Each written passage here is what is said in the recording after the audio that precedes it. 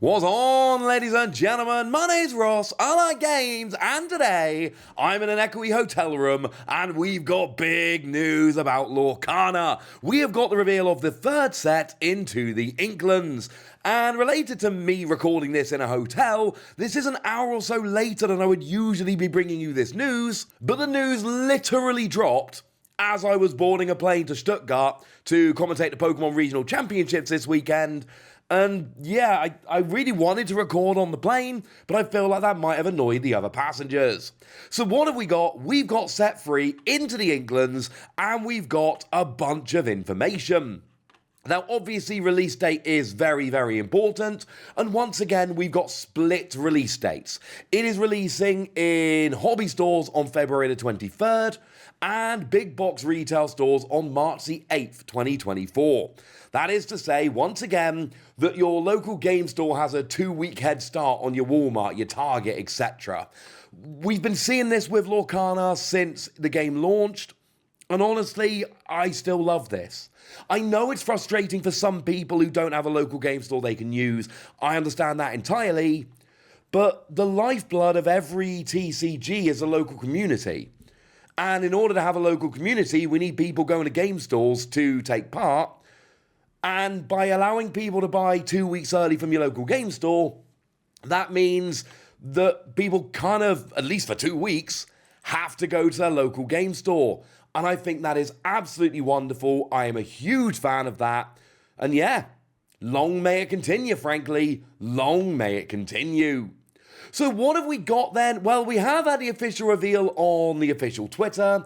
The official Twitter actually didn't tell us very much, honestly. It gave us product information, etc. We got a lot more information actually from thegamer.com. They've gone and done an article all about it. So a bunch of the information comes from there. So what do we have about this? Well, it takes us beyond the walls of the Greater Luminary and into the surrounding Inklands. Sounds kind of nice. We are told in the official Twitter that it is going to feature DuckTales and Tailspin and Treasure Planet. So if you remember your old NES games, you are going to be absolutely delighted. And Treasure Planet, I know there are a bunch of people out there who do kind of like Treasure Planet. And in terms of the lineup of products, I mean, you can already see that we've got 2 playmats featuring Stitch and Moana. And look, every set so far, we've had a playmat that I absolutely adore. I'm sorry that's carrying on here. This Moana playmat is absolutely beautiful. I am a huge, huge fan of this playmat. I have picked my playmat for the set. Now, nothing against Stitch, just this one's amazing. There are going to be 2 portfolios as well, although they haven't shown off what they look like. There are going to be deck boxes and sleeves featuring Robin Hood and Scrooge McDuck, like we've seen in previous sets. The sleeves and deck boxes match here. So they've got the exact same artwork, and that's obviously going to be artwork from a particular card. That all makes perfect sense. We've also going to be getting 2 starter decks, more on those in a second. Obviously booster box. And then we are getting an Illumineer's Trove and a gift set. Now, we don't have images of these. If I find images of these, I will, of course, show them to you. But they're not on the official Twitter announcement. They're not on the Gamer.com article. We don't appear to have images of them at the moment. But we can kind of see what they're all about. Because, of course, we've had an Illumineer's Trove in the first 2 sets. We know we get 8 packs and a booklet and some counters. They're cool. We've had the exact same thing in the first 2 sets. There's no reason to believe it would be any different this time round. But the gift set is a little more interesting. Because, of course, in the first chapter, the gift set got us 4 packs and then 2 promos and 2 jumbos. But the promos weren't really promos. They were just shiny cards that are available in packs. But then when Rise of the Floodborn came around, we got a very different gift set. We got a collector's set, or a collector's edition, and that was very different because we got these 6 amazing promos. This gift set costs $30, not $50. It is referred to as a gift set, not a collector's edition. So yeah, this is going to be almost certainly what we got from the first chapter. Expect to get 2 promos, expect to get 2 jumbos, expect to get 4 packs for $30. Not official yet, but this is the kind of thing we should be expecting. Now, in terms of the starter decks, we've got 1 Amber and Emerald, and that is going to be featuring your 101 Dalmatians and Peter Pan, which is rather lovely. And then the other one is a Ruby Sapphire deck, and that is going to be featuring Moana and DuckTales, which is really kind of lovely. So yeah, I love this. I love the design of the art on the packs, by the way, on the booster boxes. It's really kind of lovely. So, with all of that borne in mind then, that's your kind of primer for what we're getting. What have we got in terms of cards? Well, the big news is stage cards are here. We have got Forbidden Mountain, Maleficent's Castle, and this is a stage card. We've never seen a stage card before. Stage cards don't exist. As it stands at the moment, 2 sets into Lorcana, stage cards aren't a thing. There is no such thing as stage cards. Well, they're bringing them in, and they're a little bit weird. So if we take Forbidden Mountain as an example, it seems to have willpower or an equivalent thereof of 6. There is a brand new symbol. It's got 1. I have no idea what that means. And then we got a cost of 2 and it's inkable. Now, the cost and the inkability, that is standard. No way that's going to change. The willpower is certainly what it looks like. But again, there's no guarantee it's going to work the same given it's a stage. And then I have no idea what that new one is. Sorry about that. And there is 1 law. Does that mean you can quest? And the answer is I don't know. Probably not. But what we do have is a couple of other cards we've seen that interact with stages that give us a little bit more information. So we've got Peter Pan Lost Boy Leader.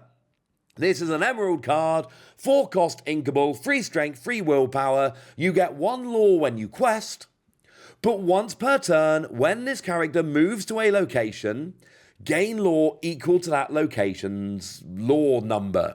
But that is when you move to the location. That is not when you quest at the location. That is what you get just for going. You rock up, hey, how's it going? I'm here. And then you're there. Now, that introduces a whole new set of questions. What does it mean, move to a location? Can you have multiple characters at a location? Can you and your opponent both have characters at the same location? If not, how does that work out? There are a lot of questions about stage cards to which we don't have the answer. When one player plays a stage, does that help both players? I mean, we could take Pokemon as an example. Pokemon have had stadium cards for a very, very, very, very, very, very, very long time.